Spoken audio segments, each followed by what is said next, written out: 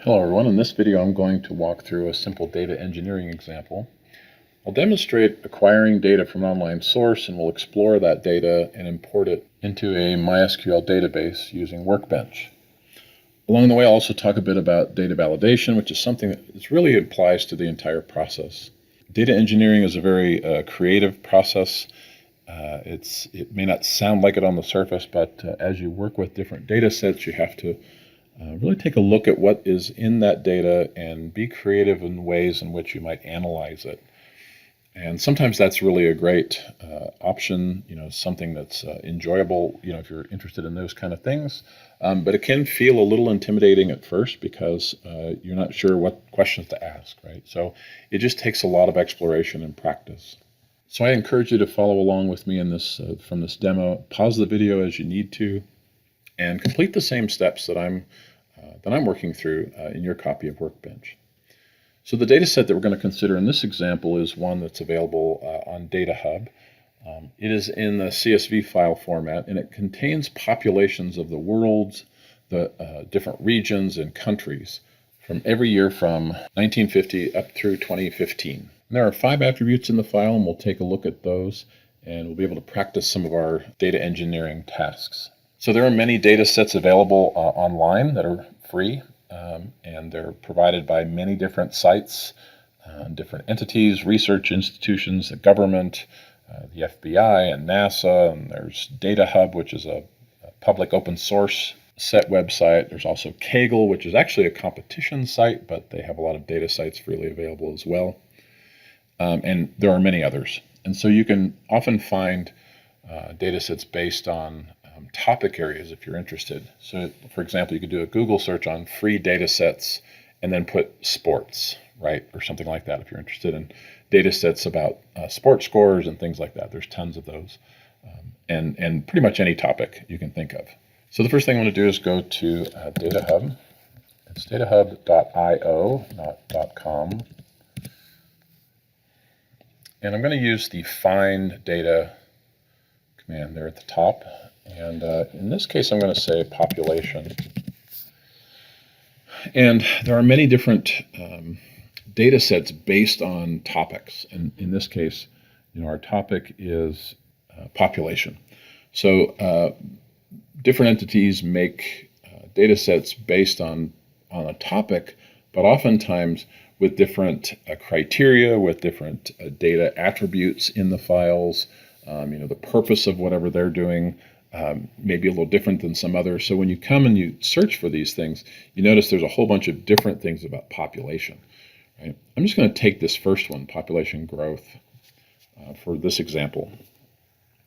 And the page is structured to show the files that are available.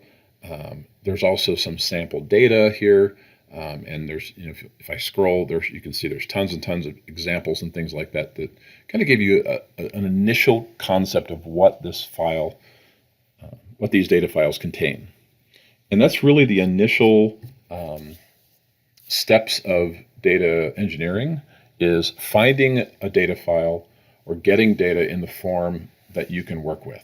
Okay, we often get data from many different sources, as we've talked about previously, but in this particular case, it's like, okay, what is it that I'm interested in finding out about? And you notice that this particular data set has some variations, right?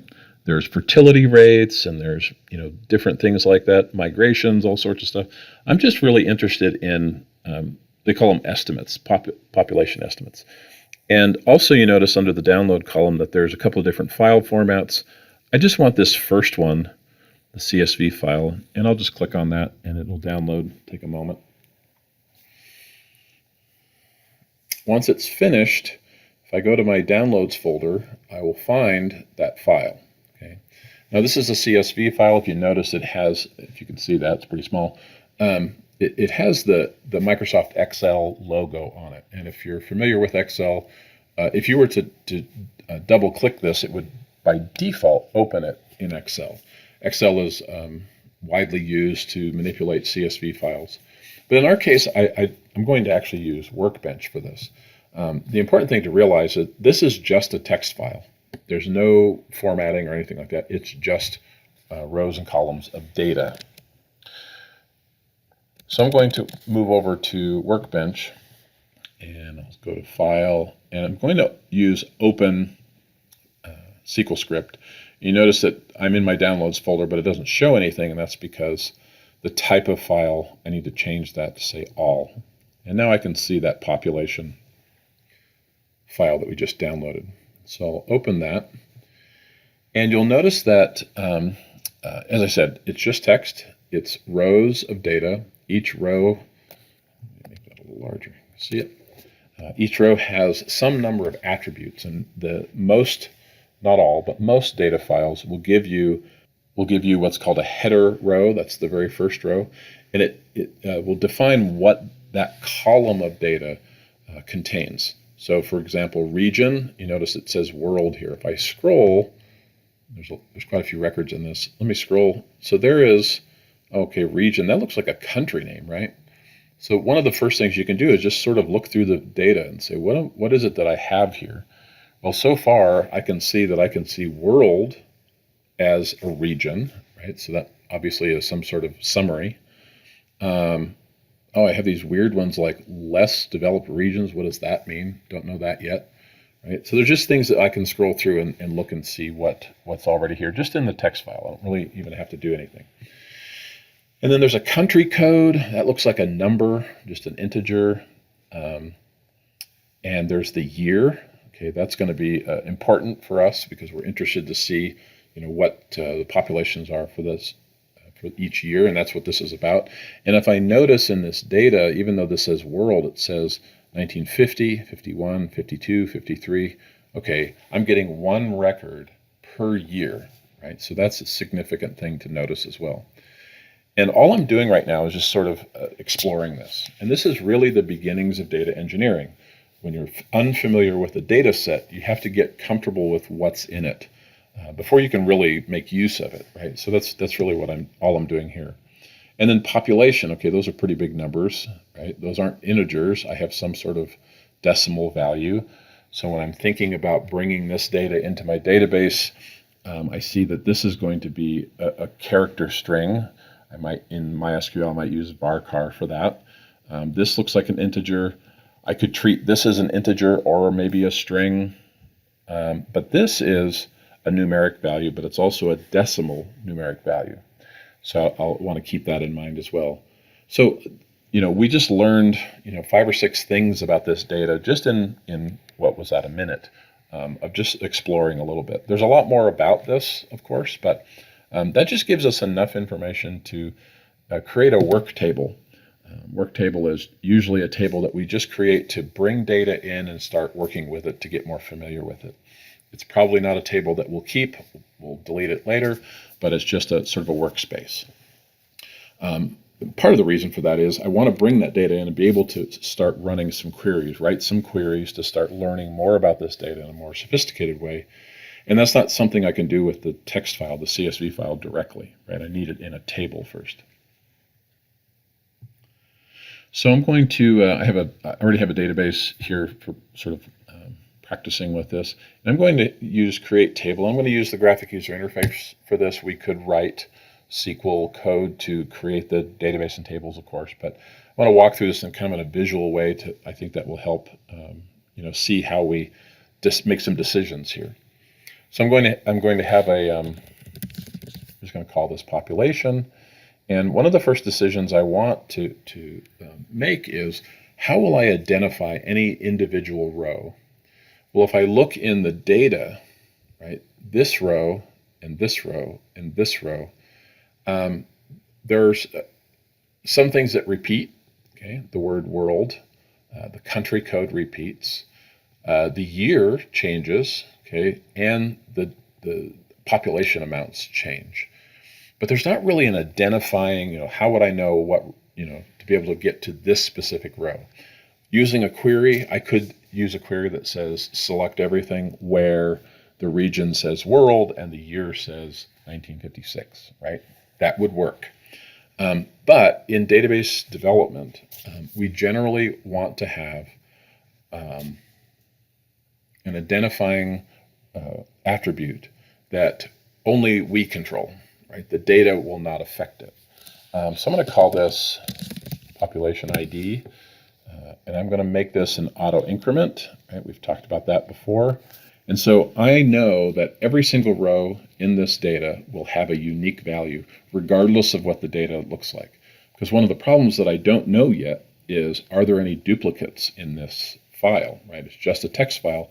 It's not easy for me to find out, are there any duplicate rows, right? So bringing it into my work table with an auto increment field that I'm creating, then I know for sure that I will be able to uniquely identify any given row. Okay, so the next thing I want to do is I just want to create an attribute for each of these 4 that are in the file. And I'll go ahead and just use the same names. That's fine. But the data types we want to think about, we mentioned that looks like the region is just a string of characters. So I'm going to leave that with varchar, but I'm going to make that a little larger because I don't know what the longest name there is. I'm going to make this kind of large, right? Just to kind of give myself plenty of breathing space to work with a string, just in case any of the names are quite lengthy. When we scrolled, you notice that some of these rows, like right there, okay, this name is considerably larger than just the word world, but none of them seem outrageous. If I'm just scrolling really fast here, and I'm noticing that the data is floating out to about here, and it's like, okay, none of these are really crazy long. So 256 is probably more than enough, and that's fine, especially since this is just a work table. The next one is the country code, right? The code is a numeric. It's also an integer. There's no decimal point, right? So I'm going to call this, I'm going to make this an integer. Okay. The next one is year. And again, I can choose whether or not I'm going to use an integer for this or let's say a string.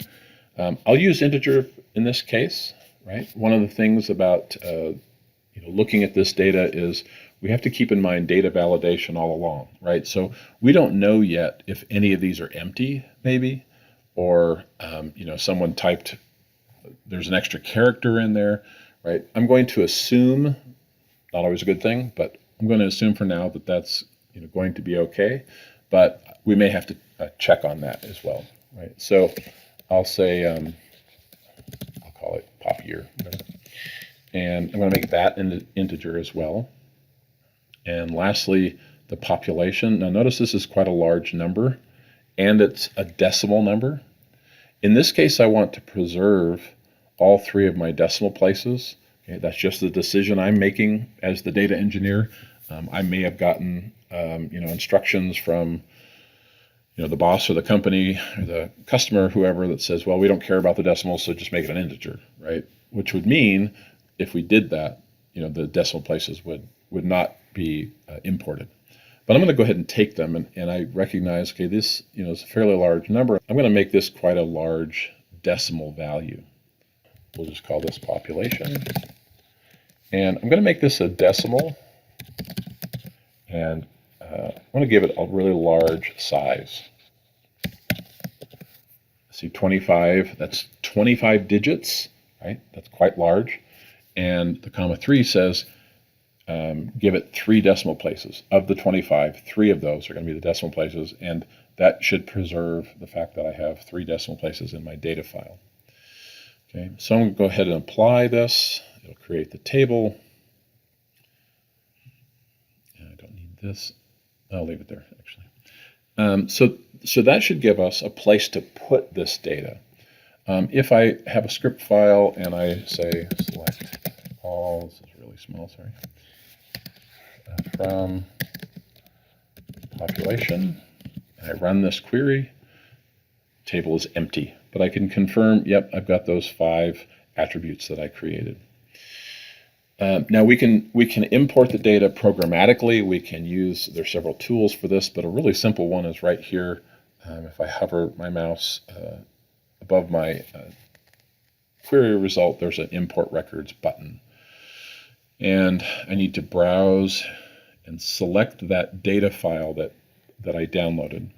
And then the next one asks, what table do I want to put this data into? I'm going to import the data from the CSV file into which table in my database. And so I'm going to select population. That's the one we just created. I'm also going to leave this truncate table before import checkbox checked.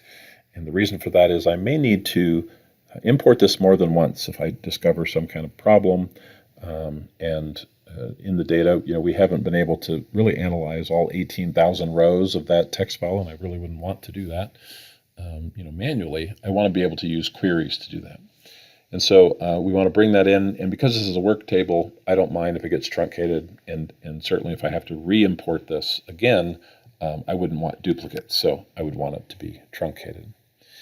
Then I'll say next, and the next thing I need to do is this lists the columns that exist in the text file, in the CSV file, and it wants to know what attributes it's called the destination column, which is in this table, the population table that we just created. And so for region, I would want that to point to region and country code and what I call pop year, and then population. So if I look at this list, the region in the text file is going to go to the region column in my table, country code and year, etc. Okay. This also gives you a little example of what it will look like when it's finished. I say next, it says, the following tasks will be performed, which is what I want, and then I click next and it will begin the import. And so what it's doing is it's reading that CSV file one row at a time. It's parsing that row, breaking it up of the 4 attributes that are in there, and then it's bringing it into our table one row at a time and matching up the columns as I just specified on the previous page of this dialog. We'll let that finish. Okay, so the import is finished.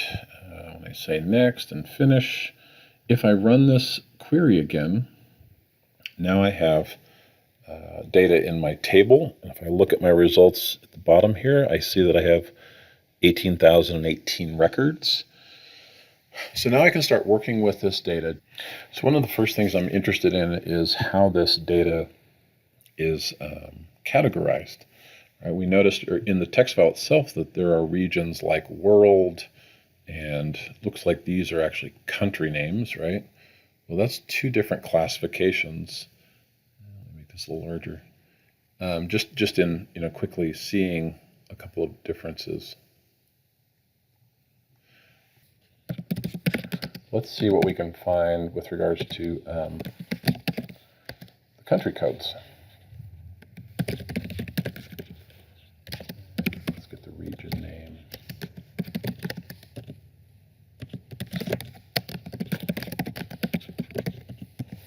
Just see what that shows us.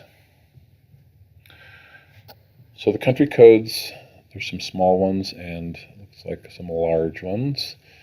A couple of things to notice that I'm noticing right away here is that so that's the name of a country, that's the name of a country, etc. But Africa is a continent. So my classifications looks like I have world, I have countries, I have continents. Wonder what else I might find here, right? So one of the ways is, we could literally just scroll and look through data in this form. And because I have grouped this just by the country code and region, I've collapsed down the number of rows that I'm looking at. You notice here I have 273. So this is a little easier. One of the things that I noticed just now as well is, notice it says least developed countries, least developed regions. So these are individual classifications, but that's not really, a world, a country, or a continent. That's a specialty, I would call it. Maybe we'll just call it special for now.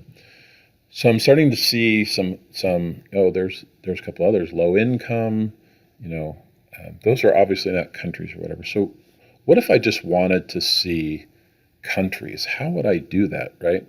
Well, one of the things that I noticed is Northern Africa, country code is 900 and something.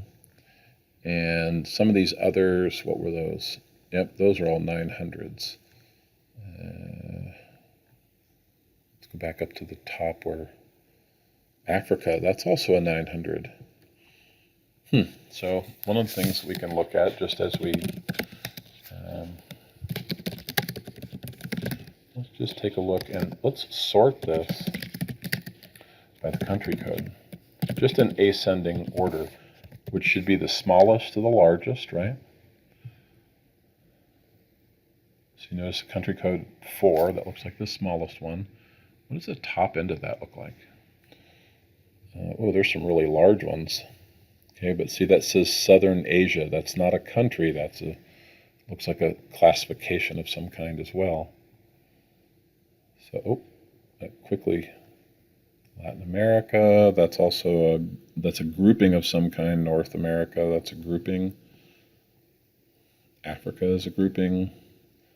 Less developed regions is a grouping. More developed regions. World. So it looks to me like anything from 900 and above is not a country, right? There's a country on name, it appears to me, on most all the rest there. So let's just make that assumption. Again, this is a working table. We're just doing some exploratory data analysis, EDA, we refer to that as, right? So, So I could do something like, I could come back to my distinct country code thing, and let's put a where clause here. It says country code less than 900. Let's just see what that gives us. So now, if I scroll this, I only have 233 rows now, and as I look at this, now I'm seeing what appears to be all country names. Okay, I don't see any of those, what looks like groupings. There's no continents. I'm going through this kind of fast, right? So I could be wrong here, but just in general, it looks more like that's, let's see, there's United States, there's no North America. So let's just kind of run with that idea.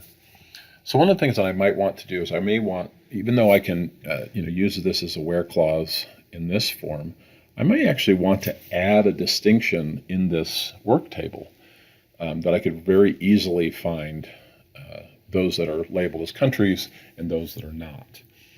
So I'm going to go back to my table and edit that. I'm just going to add, again, I could do this programmatically. I just want to show it a little more visually.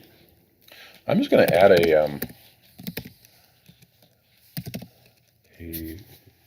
another attribute here and say bit. If you're not familiar with bit, bit is a special numeric value that can only store a 1 or a 0. Okay, and usually, most of the time, we consider 1 to mean true and 0 to mean false in most applications. So I'm going to apply this and then come back to my query, right? And if I look at this again, you'll notice now there's a new column over to the far right. It's all empty. So I'm going to set all of those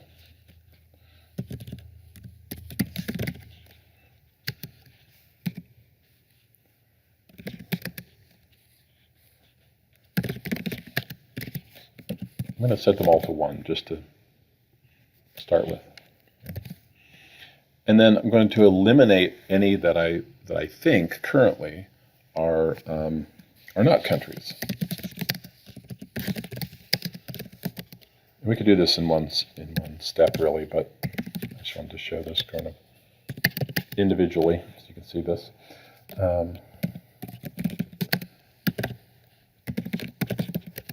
I'm going to say greater than 899. Okay. And that should give us, similar to what we used up here for this where clause, anything we're assuming at the moment that anything above 900 and above is not a country. Okay. I'm just making little bit of an assumption here, but that's okay for our purposes. Run that. And so now I could change this, right? I could say country. You might think, well, isn't it the same?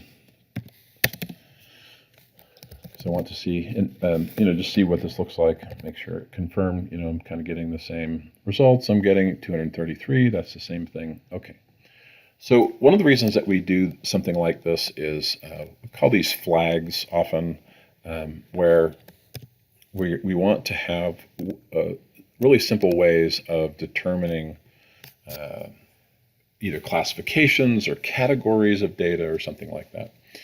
And one of the reasons for that is because those groupings are not really comparing the same idea, right? If I wanted to know, what's the ranking, let's say I want to know who has, according to this data, who has the most population and who has the second most and third most, et cetera. Like, that's called ranking. And that's a very common metric that we see, the most populous country in the world is whatever, right?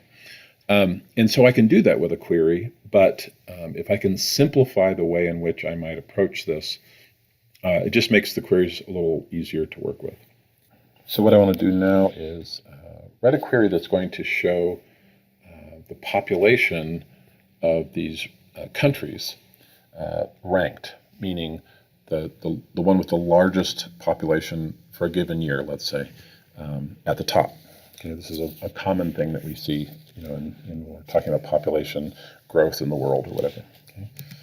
And I'm going to show you a little trick here to do that. I don't expect you to memorize this. I'll explain it here in a second.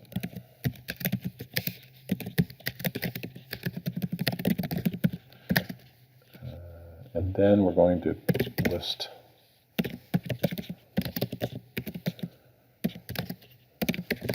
our other attributes from our table. The table is population. And I'm going to choose a year. I'll just pick 2015. In this data set, that's the most recent year. And there's our flag country that we just added, just to simplify our queries a little bit. I'm going to sort this by the population descending. Right? So the largest one should be at the top. And let me explain what this is. So the set command is a way of defining what's called a variable. And so I can assign values to it and use it in my queries. And in this case, all this is going to do is give me a number on each row of what I would refer to as its rank. There's several ways to do this. There's approaches. And like I said, this is, it's a little bit of a trick. You don't have to worry too much about it, but just to kind of give you an idea of that we can use variable values in our queries, within SQL programming, which is actually quite a large subject we haven't touched on much. So let me run this, and you get to see that I make mistakes too, which is fine. Misspelled year there. Okay. So now what we see in our results, if we take a look at this query, is this little trick that I talked about gives me a column called ranked. And so it literally just counts for each row that in the result set, it just puts numbers 1 through whatever, right? In this case, 233. But what it helps us see is what country, in this particular context, what country is ranked, from 1 to 233 in terms of population. And the reason that works, we get the attributes that we have. I'm only looking at the year 2015, so I see that here, right? I also am only looking at those that I have flagged as countries. And because I've sorted this by population descending, the largest population in the file is at the top. So that ranks China, India, United States, etc. Okay. So based on the data in this file, as far as we know, without further exploration, China in 2015 had the highest population. So this is an example of data engineering Data engineering means, acquiring data, analyzing that data, doing what's called exploratory data analysis, which can be really simple or it can be extremely complex, depends on the data set and the purposes. Okay. We also manipulated the data set a little bit. We added that flag for country. This is a very common thing that we do, keeping in mind that this is a work table, right? Because it's a work table, I can play around with it pretty much any way I want to help me explore and understand this data. This data may end up in an application, right? It might go into a production database, and so we would want to know these things and inform those who are going to work with this data of our discoveries, right? And we may also have instructions from the business or your boss or customer as to what format this data needs to be in. We're going to move it to another type of database and different data types or whatever. Okay, and so this example is really simplistic in the sense that I just wanted to show you some of the ideas behind it. But as if you're interested in this area of IT, my best recommendation would be is to go out and find as many data sets as you can, get really comfortable with this process of exploring data, looking at it. It's also a great way to lead you into various areas in the IT fields. Data engineering is one of them, data analytics, data science, machine learning, all sorts of things use data, and most of the time you have to do something with that data, at the very least explore it to understand what's in it in order to make good use of it. Okay, so if you're interested in doing that, my recommendation is to find additional data sets, go back to Data Hub, use any of the ones that exist. There are countless sources of data. And it's really great because you don't have to come up with the data yourself and sort of try to fake it. This is real data, and you can find variations of it, as we talked about with the Data Hub site. When we search for population, for example, there's a whole bunch of approaches to looking at population. We just chose one of them. So as you explore further, if you have any questions, don't hesitate to let me know. And otherwise, thanks for listening.